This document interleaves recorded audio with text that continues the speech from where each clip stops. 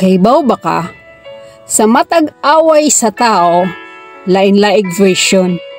Dili malikayan adunay duha ka version lain-laig istorya sa tao nga wala magkasinabot.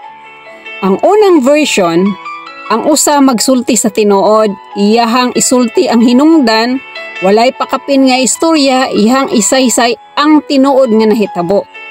Unyang usa, magpapiling biktima. Iyang ipagawas sa istorya nga siya ang sakto. Iyang dugangan ang istorya, iyang baliktaron ang istorya kay dili siya makadawat sa iyang sayop. Himuong dautan ang usa. Dili siya makadawat sa iyang sayop. Gusto siya nga siya ra ang sakto. Oo, real talk ni. Sa matag away sa tao, lain-laig version nga istorya.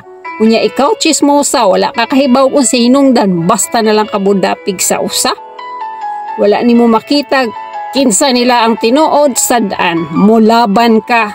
Kahibaw kag unsay pinakaimportante, dapat paminawon nimo both sides.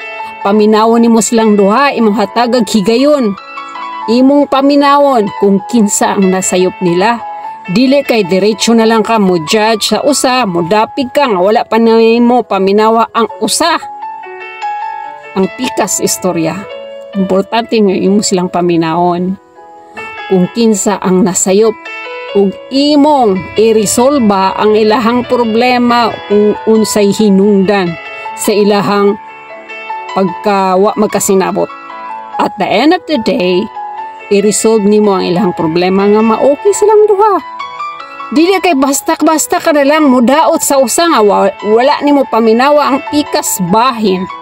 Dapat kahibaw ta maminaw. Usa ta mohatag sa atong final judgment.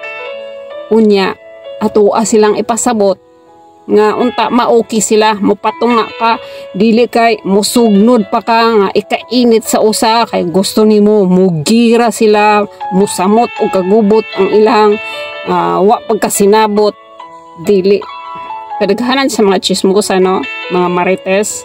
Makadungog gali sila ingon nga wa magkasinabot ang duha ka tao, basta na lang sila mudapig. Wala pa sila makibog unsay hinungdan, mulaban na lang.